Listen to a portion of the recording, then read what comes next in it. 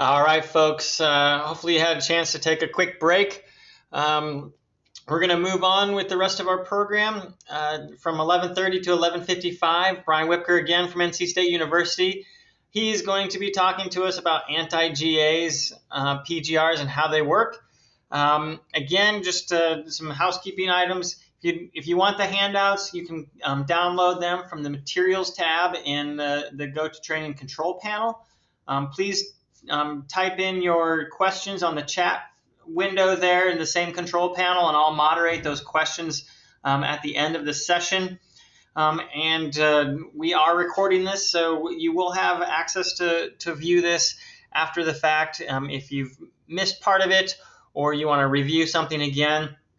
And last but certainly not least, we want to thank Fine Americas for their sponsorship of this webinar. Sponsorship like this really makes it available to have these webinars brought to you free of charge. So without any further delay, Brian, I will let you take it away.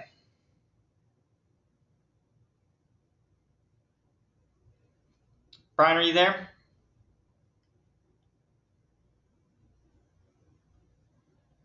That better? That's better. Better? I'm pushing the wrong end of the button on voice, so I'm opposite. I guess I should be down in Australia, so I'm be down under. So okay, so in this next section, we're going to concentrate on looking at some of the chemicals that are out there and going over a little more depth of how they work and where some of the great applications for their use.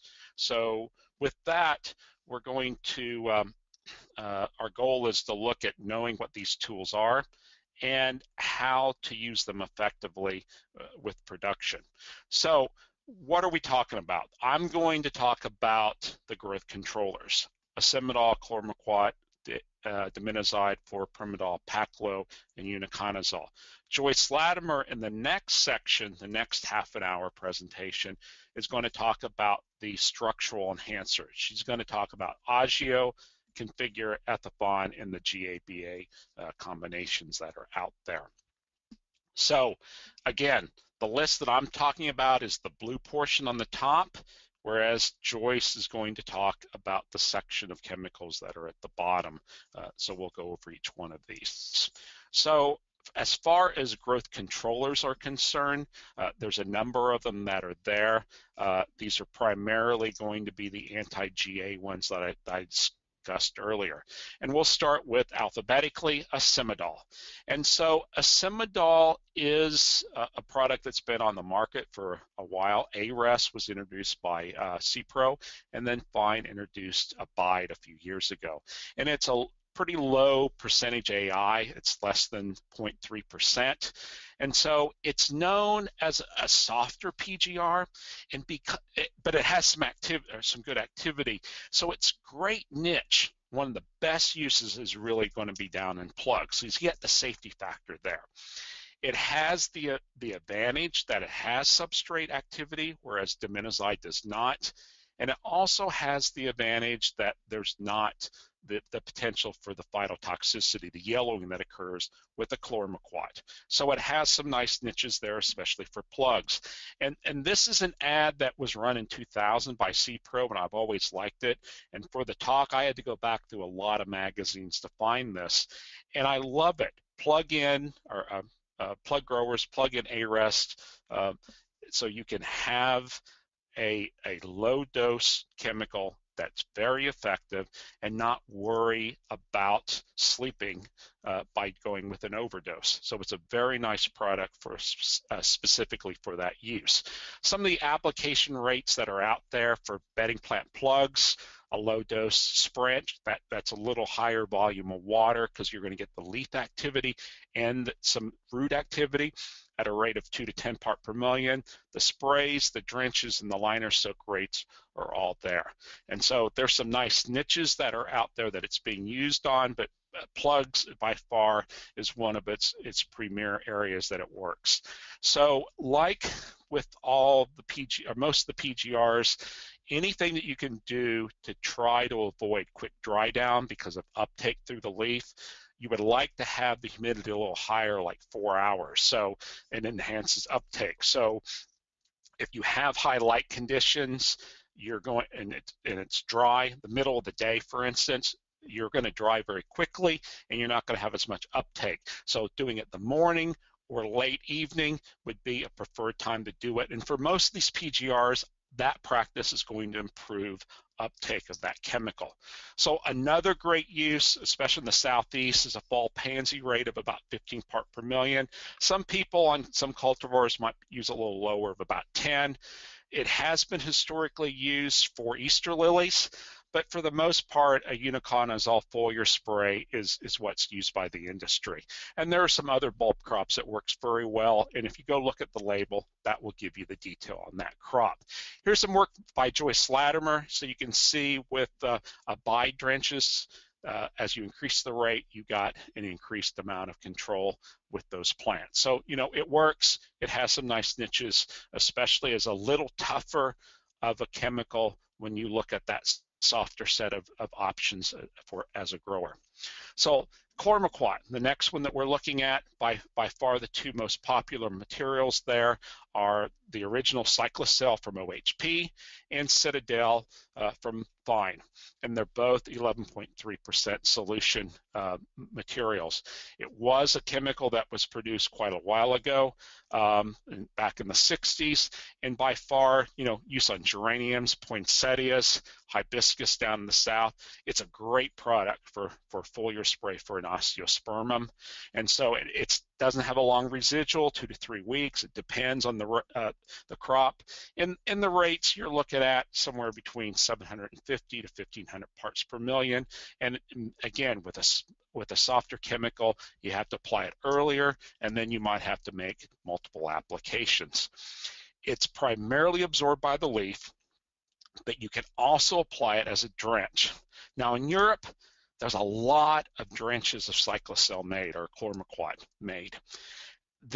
But you got to take that with a grain of salt. Number one, they have a formulation over there that has a higher percentage AI. Number two, they don't have a lot of other chemicals available. So some cultural guides sometimes come across to the US, and the Europeans always say this many mils per liter, but watch out because their AIs are different than ours. So you need to go back and calculate it on a part per million basis. The unfortunate thing is the rates don't decrease. It's still a 2,000 to 3,000 part per million range for a drench.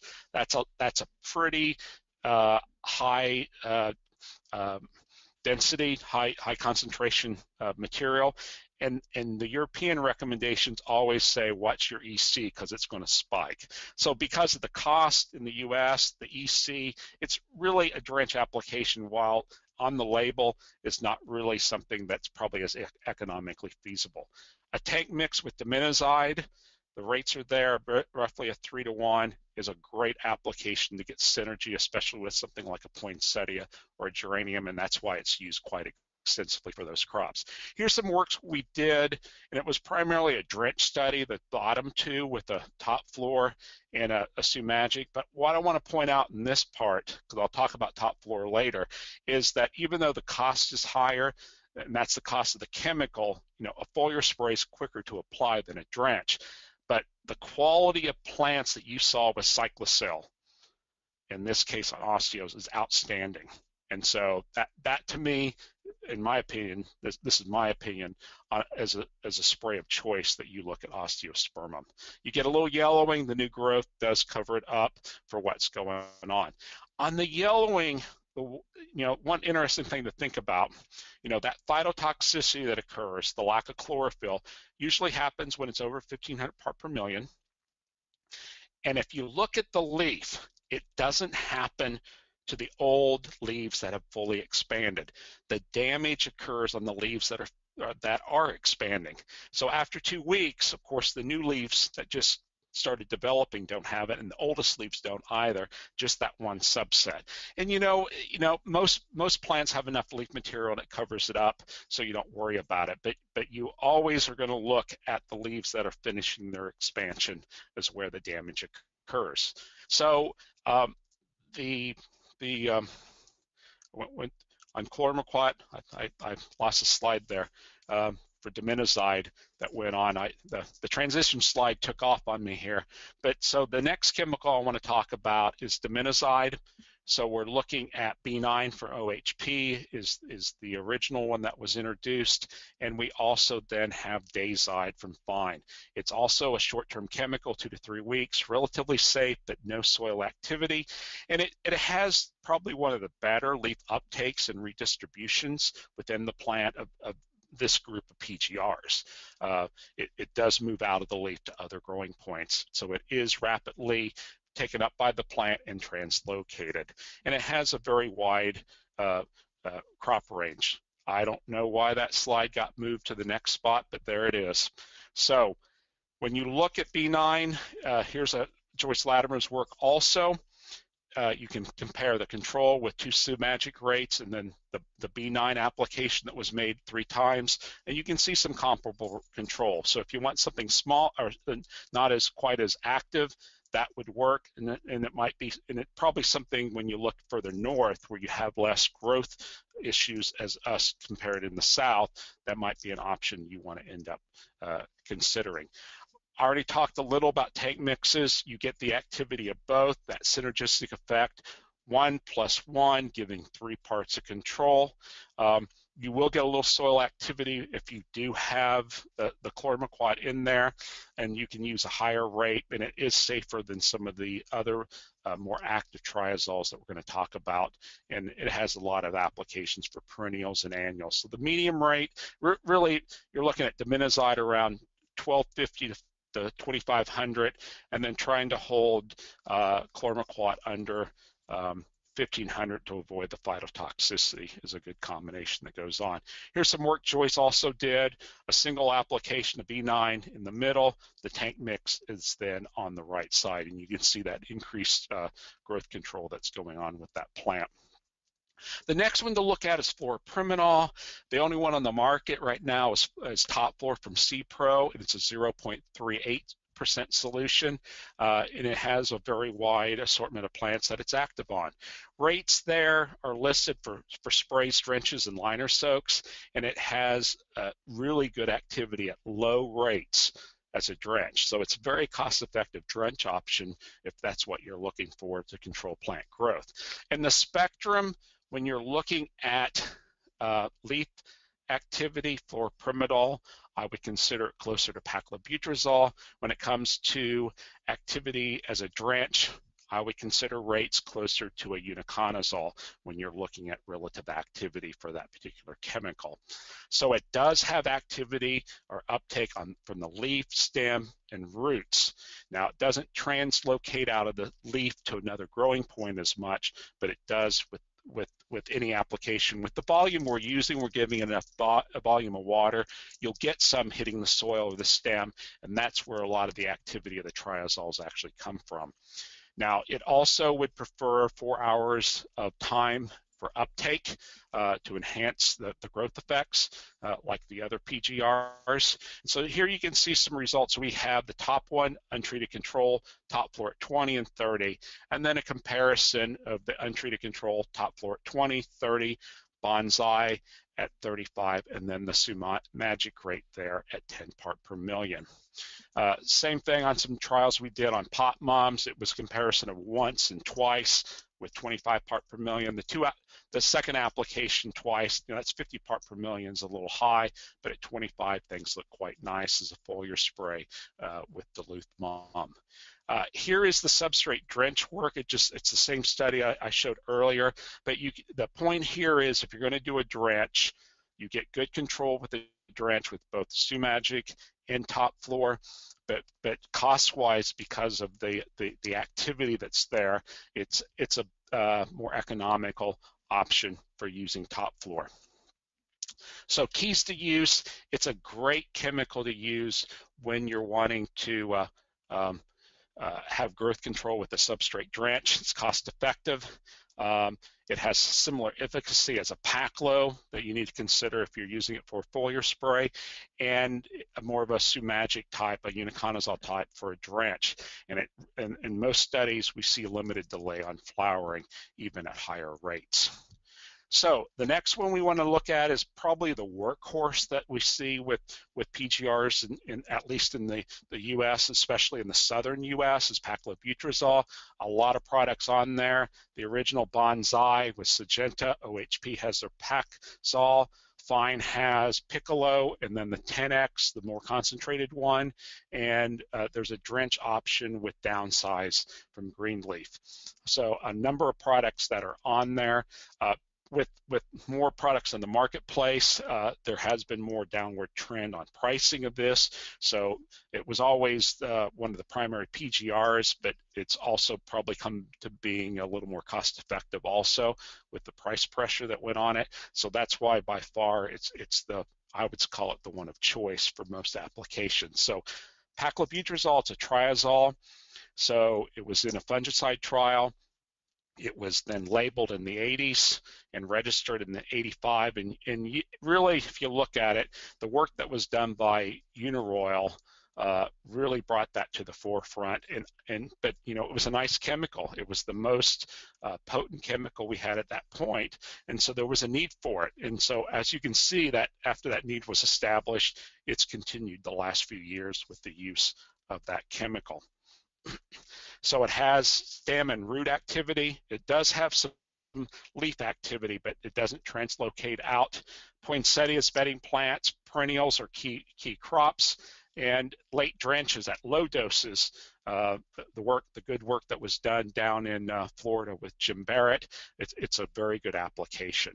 So foliar spray rates, it varies. You know, we have the PGR guide up on the website that you can pull down, or it might have come out on your Grower Talk magazine mailing if you've received it this month. So the rates are there, and then the drenches you can use very low dose drenches, ultra low, 0.1, and then growers, depending on the amount of growth control they want of holding a plant, many will use somewhere between 1/2 part per million and maybe all the way up to 5, but it's typically on the lower range of those that rate range. So here's some examples of some work we did with Piccolo drenches. You can see as the rate increased, that you have smaller plants, more compact, and they look pretty good. Foliar sprays, the same situation here. So you get your growth control, the plants aren't as stretched. So that's what the goal is from using a PGR. And then looking at uniconazole. So the two main chemicals that are out there are Sumagic, which was initially introduced, Valent USA, and now New Farm with their marketing agreement, and Concise by Fine. It has a very high activity, so it is the most potent of the PGRs that are out there, and it's taken up a little by the leaves, but it's not translocated, but it's by far its activity is stem and roots. And so, but it's not labeled for chemigation. It is very soil active, and many times, especially with the work Joyce Latimer's seen, that as you increase the rate, you'll get smaller plants. It's a linear approach, and so oftentimes you might still get some saturation with some of the regular floriculture crops that, you know, at X rate, you don't get any more control, but it's a very, you know, if you have some tough crops that you can't control, uniconazole is something to consider for an application. So here's some work also on rudbeckia from Joyce Latimer, sprays on the top, drenches on the bottom, and you can see the effects that are going on with those plants to get the effects of controlling that plant. Here's some concise work that was done here by Brian Krug when he was here as a grad student. So increasing the rate, you can control some of that stretch of hyacinths when you take them out of the cooler. So in summary, there's a number of chemicals that are out there. And so really, I referred to the blue box, the anti-GA ones that are there. Joyce is going to cover next the structural ones, the ones in purple at the bottom. So we're lucky that marketing-wise, by all these chemical companies, we have quite a few different options in the toolbox to increase growth, to change the structure, to control growth for any of the plants that we have, so we can customize it to make it work in our greenhouse and then also for the consumer. So with that, I'll open it up for questions. So Brian? All right, thank you, Brian. We do have a couple of questions so far. So the first one is, when spraying a rest, is it desirable to have a higher humidity when you spray it? So the question is the amount of humidity. Well, if you have a higher humidity in the greenhouse, you're going to have a slower drying rate. So you're going to then enhance the ability of that leaf to take up that chemical. So yes, a higher humidity is better. And typically in the morning, after overnight, you're not ventilating as much. You're going to have a higher humidity in the morning than at the heat of the day. So yes, I mean, we, in fact, and I don't have the slides in the presentation, but we did some re-wetting work on, and we picked top floor that we applied it and we re-wet the leaves the next day. And I'm not talking, we didn't water them down. We misted them slightly. We got about 15% additional growth control just because we re-wetted it. So what we did effectively was re-wet it, and the leaves were able to absorb more of the chemical. So yes, high humidity is beneficial. And that's for any PGR, not as a foliar spray, not just a rest, correct? It is valid for any of the anti-GA PGRs I covered here. Yes, Okay. because they all have leaf uptake. Probably a little less for B9 just because it's more active, but it still would definitely benefit it in those cases. Okay. This question might be one that will be covered in coming up presentations.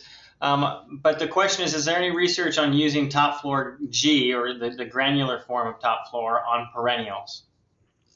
I don't know. The next speaker is the perennial expert, so I will let her talk about it. We have not, we don't do perennial research. That Joyce Latimer does most of that, and so I have not used it, and I'm not familiar with that. So Joyce will come up next. So if she doesn't get it answered, please post it again. So she's the next speaker. Okay. Are there any other questions out there that people want to type in quick? That's all that I have so far on that people have posted. So if I don't hear any other questions here in the next just couple seconds, we'll take a break again, and we'll come back here just before 12 o'clock, and Joyce Latimer from Virginia Tech will take over. I've got a couple more questions. Okay. Let's see. If a misapplication of bonsai was done, how long do you have till it is uptaken up before the uptake happens in the plant? So I'm assuming that the grower is thinking maybe we applied it too heavy, we realized it. Can we leach it out of the substrate? Of course, we would like to have a longer period of time to help on the absorption of that PGR through the leaves, that 4 hours. But the volume of water that we use, basically a half a gallon per 100 square feet, is sufficient volume that we are counting on that additional chemical to run down the stem and have contact for uptake and get some in the soil for uptake. Those two are usually there, and the uptake is very quick. From my conversations with some of the chemical people, it's pretty difficult to flush that out with an overdose. Now, the answer many times for overcoming that, and there's a label for that, is both fresco and fascination, that you can use low doses. Typically, people start with a low dose of about 1 or 2 parts per million, maybe 3. Apply it, see if you have the growth response, and if you need to, you can reapply it. Now, just so you know, you got the brake on there because of the PGR overdose, the anti-GA PGR overdose, and you're like tapping the gas with this GABA product. And there's a point that if you apply it too high or too often, you can effectively be pushing down on that accelerator and it can shoot off on you. So then what do you have to do? You have to come back with another anti-GA PGR. So there's a balance there. Now down that line with the research reports that we posted on Wednesday, so at the egro.org website under research tab, I have a video there looking at PGR overdoses, but from the standpoint through recirculating water with low dose paclobutrazol rates. So it's like a 2-minute video if you want to watch it. Okay. A question about the rates on the guide, the PGR guide. Are those North Carolina rates?